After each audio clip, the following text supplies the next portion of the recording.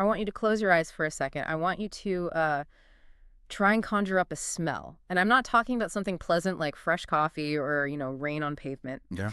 I want you to imagine the air inside a room that hasn't seen sunlight in a century. It smells of damp stone. It smells of unwashed bodies. But cutting through all of that is the smell of old iron. That is a very specific, very evocative description. Old iron. It is, isn't it? It's not the clean, sharp smell of a new sword or a blacksmith's forge where the metal is hot and alive. Yeah. This is the smell of cold metal that has absorbed decades of sweat and blood and terror. Right. It's a metallic tang so heavy you can almost taste it on the back of your tongue. And that sensory detail is, it's right from the source material, and it immediately places us in the dungeon beneath the White Tower. At the Tower of London. Exactly. And that smell, that old iron, is basically the olfactory signature of the rack. It is. And we aren't alone in the dark here. Standing in that room, breathing in that heavy air, is a man named Sir Anthony Kingston. He is the constable of the tower. And I think before we get into the action, we need to get a read on this guy. He isn't some fresh-faced recruit, is he? Oh, far from it. Kingston is 51 years old. Yeah. In Tudor terms, that is.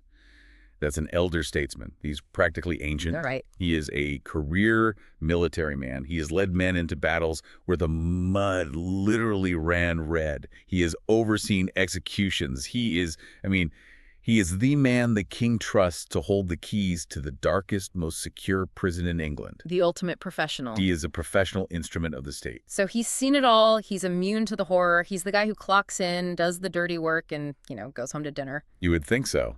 But the sources tell us something fascinating about this specific day in June 1546.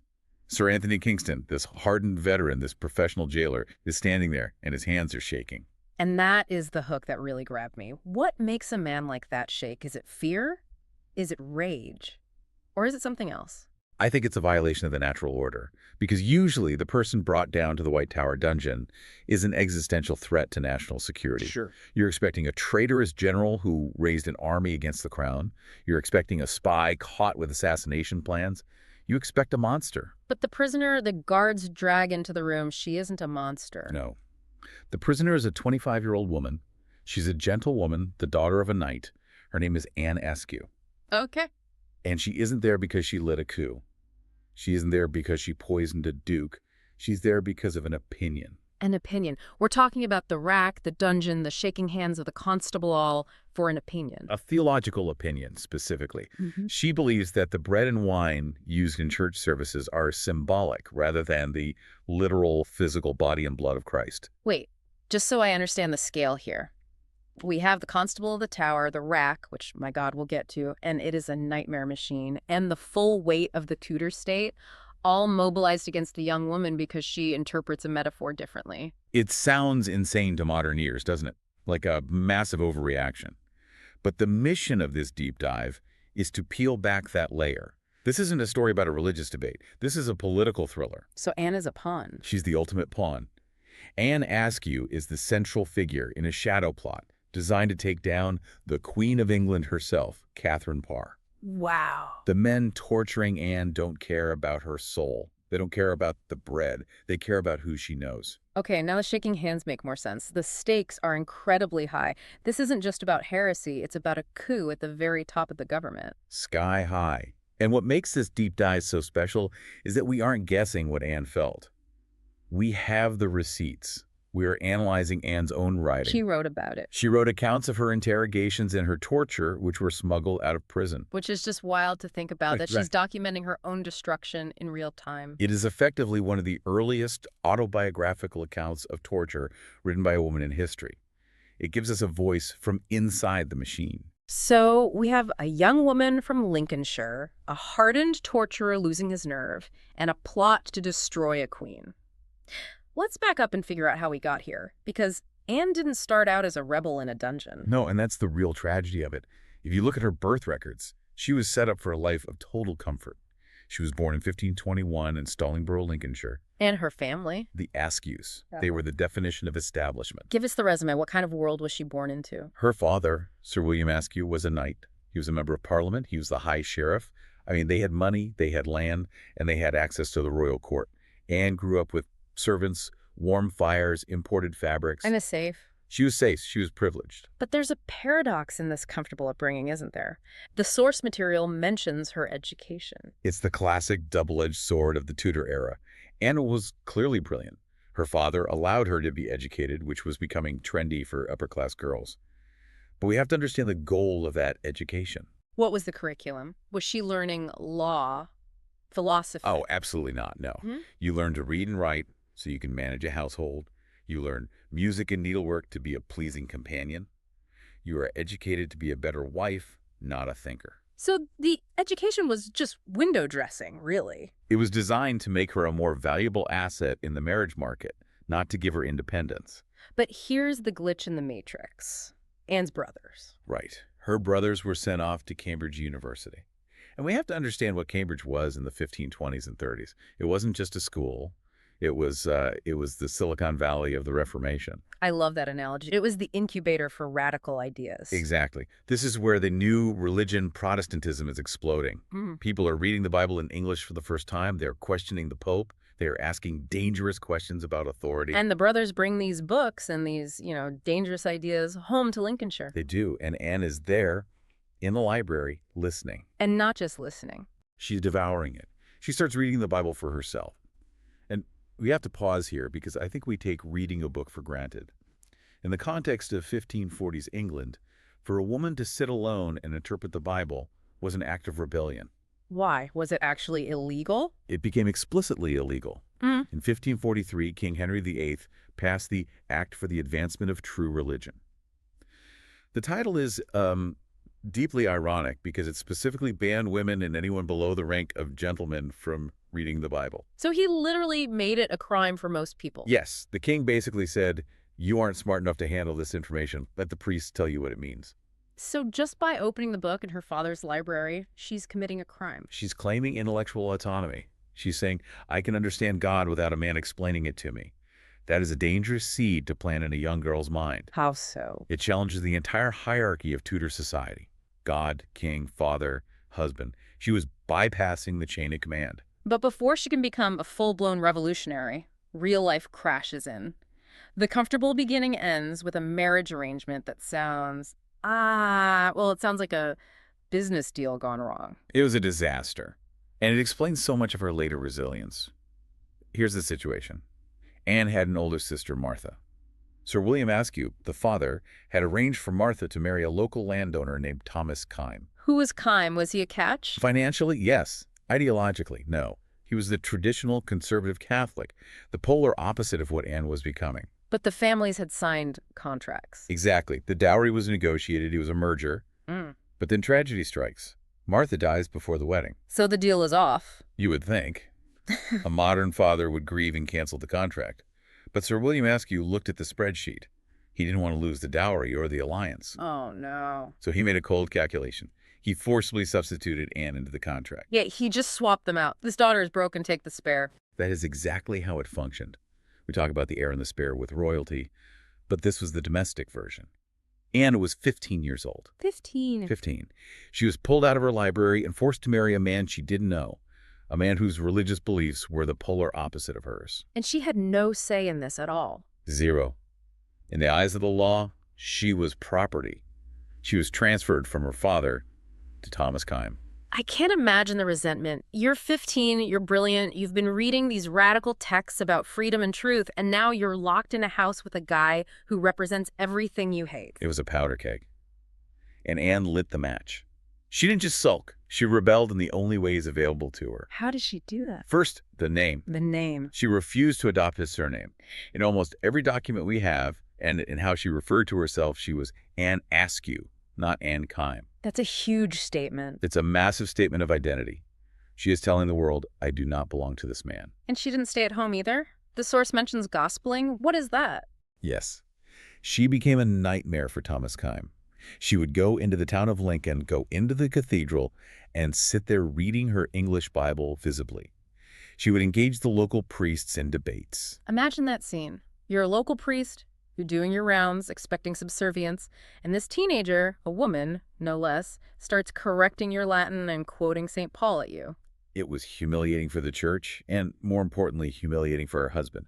She was publicly demonstrating that she was smarter than the men in charge. She was gospeling, preaching the new ideas. She was embarrassing him. So eventually the marriage implodes. Thomas Kyme couldn't take it. He did something drastic. He threw her out. He kicked her out of the house. Yes. And we need to clarify what that meant in 1544. A woman thrown out by her husband didn't just lose a roof over her head, she lost her legal existence. What do you mean? She had no money of her own. It all belonged to him. She had no rights to her children. If they had any, they stayed with the father. She was in a complete legal limbo. She was destitute. Effectively, yes. Most women in that position would have crumbled. They would have begged to be taken back, promised to be quiet, promised to stop reading the dangerous books. But Anne Askew isn't most women. No.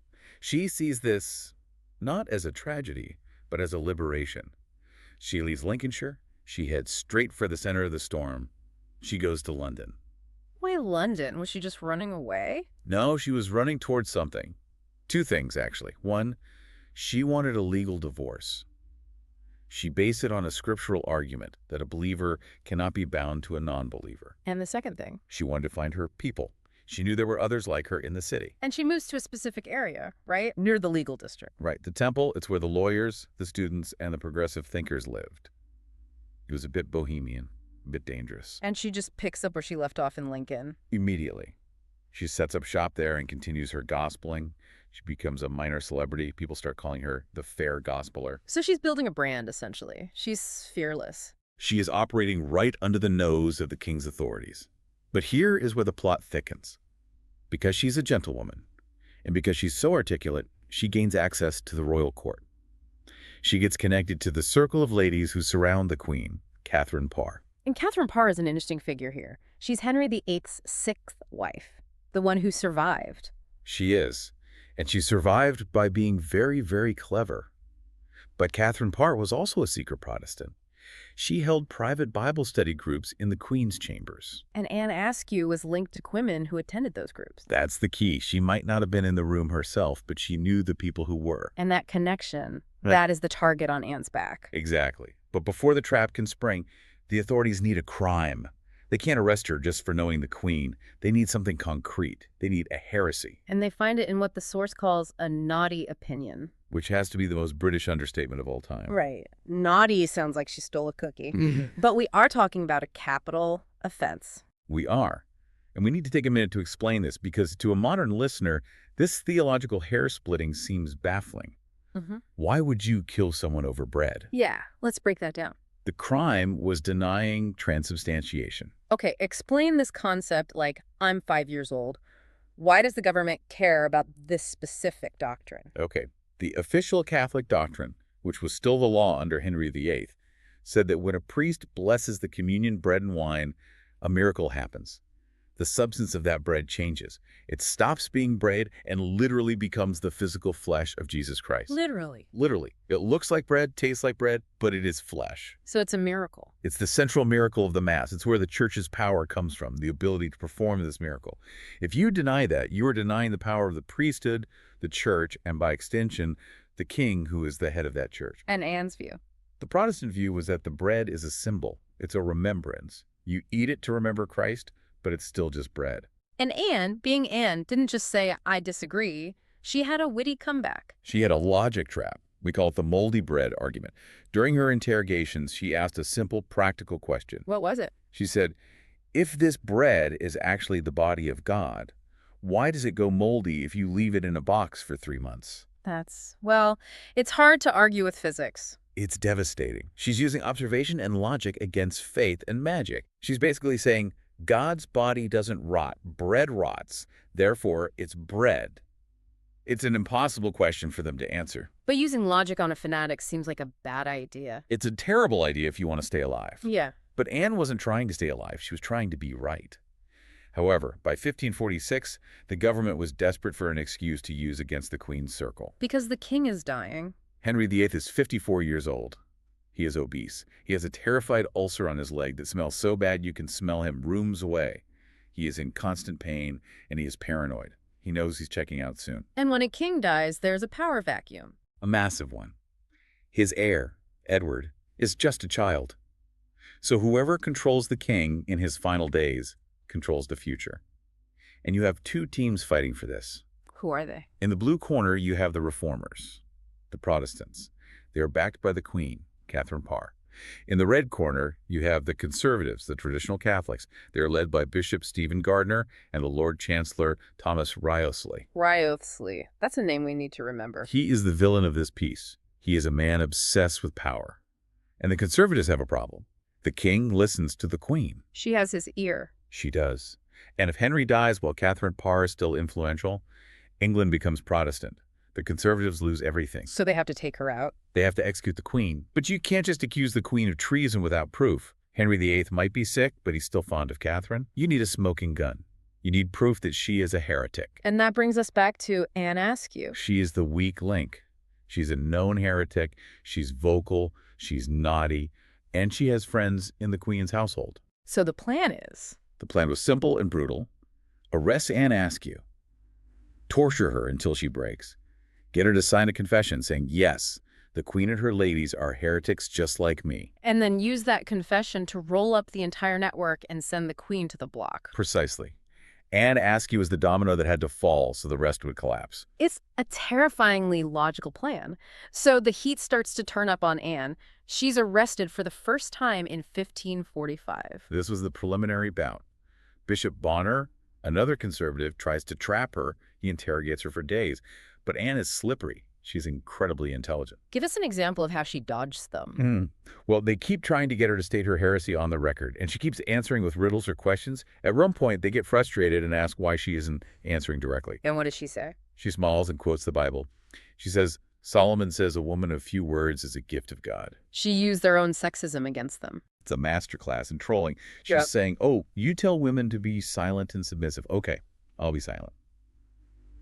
She ran circles around them. They had to release her because they couldn't pin anything on her. But that was 1545. By June 1546, the mood has changed. The king is sicker. The conservatives are more desperate. The trap snaps shut. She is summoned to the Privy Council. This isn't a bishop anymore. This is the highest court in the land. And is she still defiant? Absolutely. She refuses to acknowledge Kime as her husband. She refuses to back down on the bread argument. So they send her to Newgate Prison. And we should paint a picture of Newgate. It was hell on earth. It was crowded, filthy, rife with typhus and plague. It was designed to break people just by existing there. Anne became very ill almost immediately. But Newgate wasn't enough. No. She wasn't talking. Being sick didn't make her a snitch. The council realized that simple imprisonment wasn't going to get them the Queen's name. They needed to escalate. So they order a transfer. They move her from Newgate to the Tower of London. And that transfer signals a huge shift in the narrative. It changes everything. Newgate is for criminals, thieves, murderers. Right. The Tower. The Tower is for enemies of the state. Right. Moving her there meant this was no longer about religious correction. This was now a matter of treason. And it meant the rules of engagement had changed completely. Which brings us back to that room. The smell of old iron.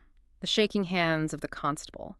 The stage is set for one of the most brutal confrontations in English history. And we need to be very clear about the legality here. When Anne enters the White Tower, Wriothesley, the Lord Chancellor, is operating on the very edge of the law.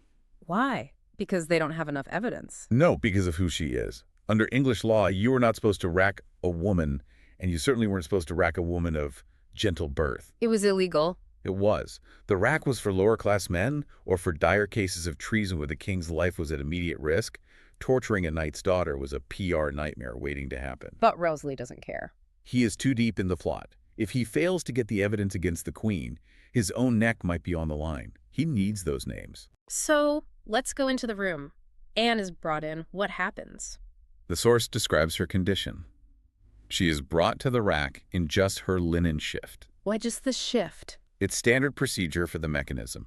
Outer clothing, stiff fabrics, buttons, belts would interfere with the ropes and the rollers. But it also serves a psychological purpose. To humiliate her. It creates a picture of extreme vulnerability. She is small, she is sick from her time in Newgate, and she is barefoot on the cold stone floor. She is stripped of her dignity before she is stripped of her physical integrity. And she's facing these powerful men, Wriothesley, Richard Rich, and Kingston. Correct. They start with questions. Who else believes this? Is the Queen one of you? What about Lady Herbert? They are fishing for the connection. And Anne's response? Silence or denial. She gives them nothing.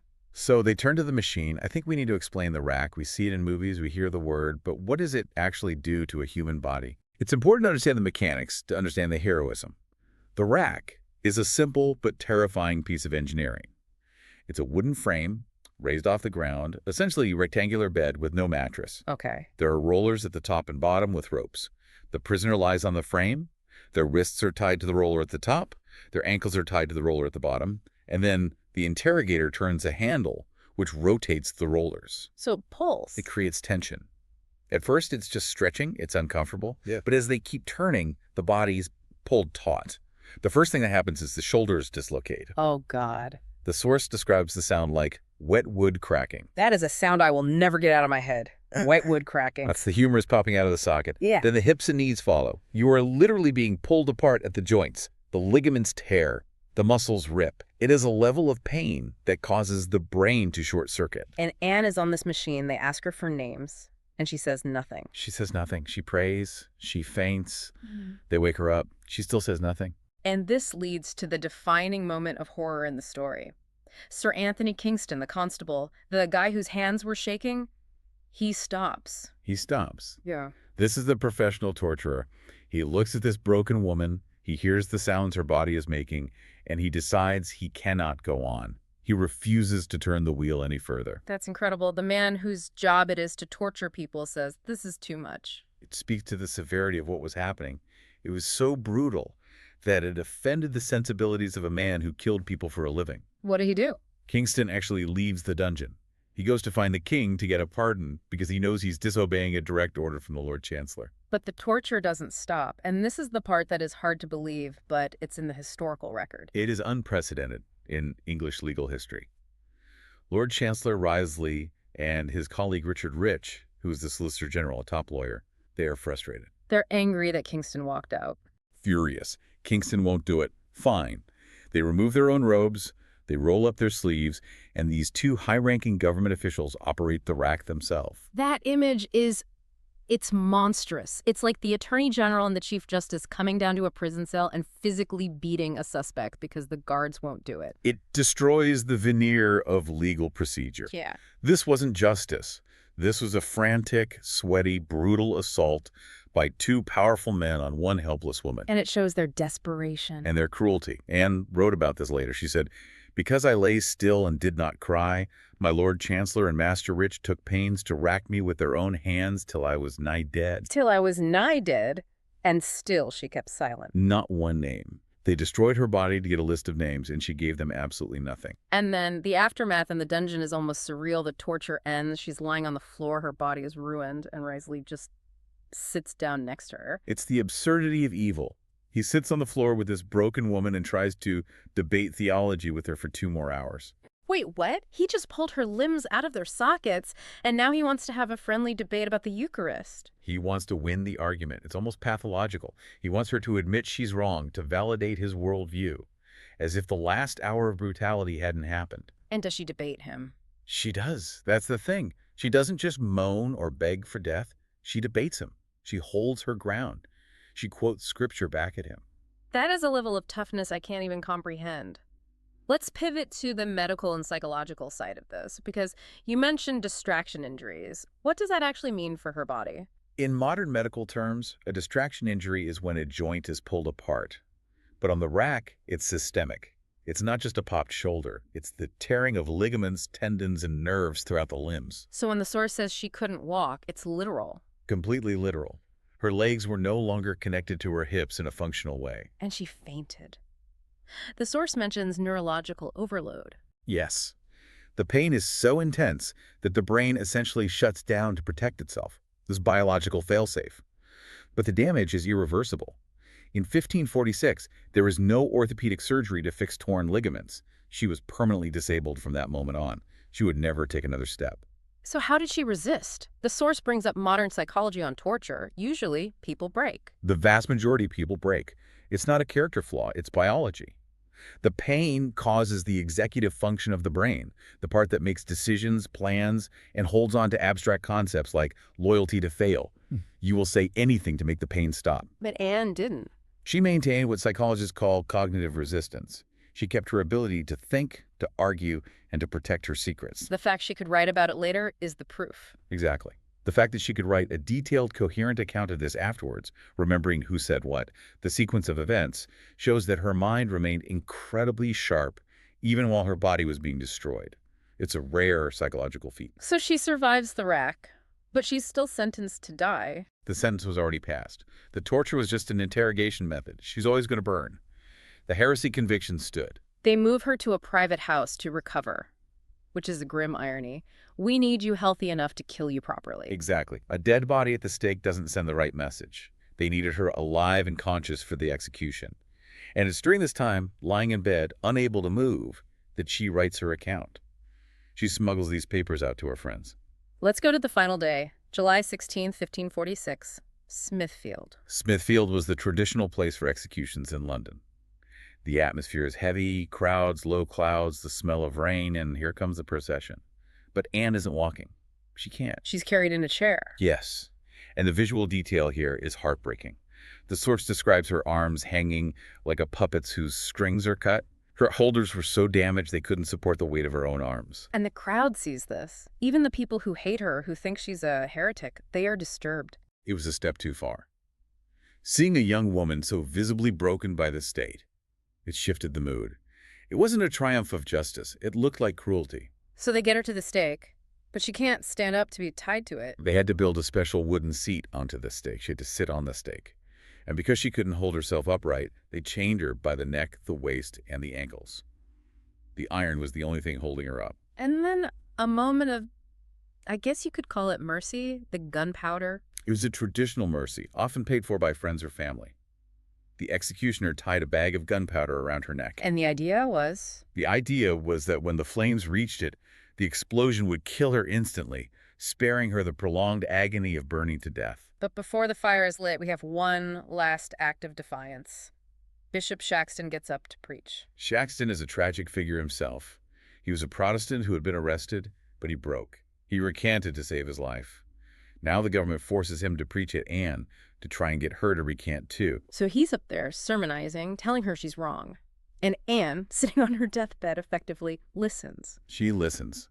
And when he gets something wrong, she speaks up. She heckles the preacher from the stake. She corrects his theology. She says audibly, there he misses, and speaks without the book. Unbelievable. Even at the very end, she refused to let an error slide. Yeah. He was a scholar to the last second. She was signaling to everyone watching, I am not afraid and I am right.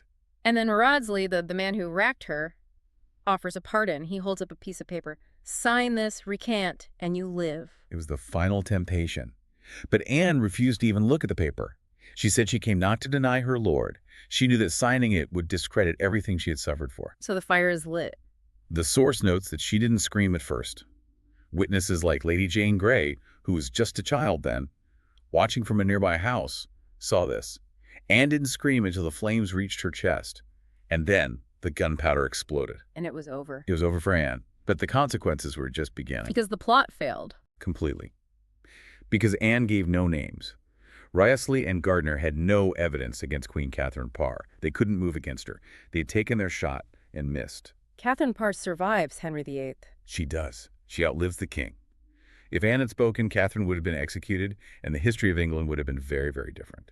That's the incredible part. Anne's silence wasn't in vain. It actually worked. She saved the queen. She did. And look at the fate of the men.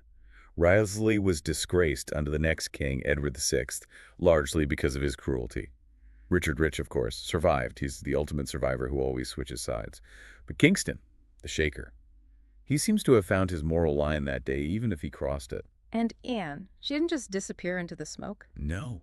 Her writings were published by John Bale and later by John Foxe in his Book of Martyrs. She controlled the narrative from beyond the grave. Her words became a rallying cry. She made sure everyone knew exactly what Wriothesley did to her. She named and shamed her torturers to history. Which brings us to the end of the deep dive.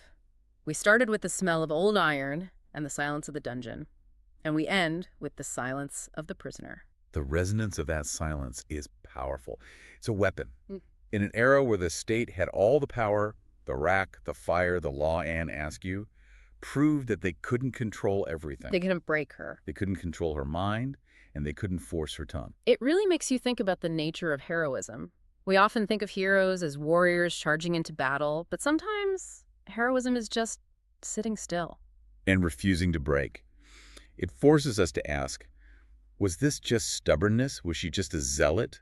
Or does the protection of others, saving the queen, elevate this to a different level? I think it does. I mean, she took the pain so someone else wouldn't have to. And that image, the Lord Chancellor of England, the most powerful legal mind in the country, rolling up his sleeves, sweating, panicking, trying to break one young woman and failing, it completely flips the power dynamic, doesn't it? It does. It shows that brute force has limits, and that sometimes the strongest person in the room is the one who cannot walk. That's the lesson of Anne Askew. That is a lot to process. It's a heavy story, but an important one. Thank you for taking us through that. It's a story that deserves to be known. Absolutely. And to you listening, thanks for joining us on this deep dive into the story of Anne Askew. We'll be back next time with another exploration of the hidden corners of history. Until then,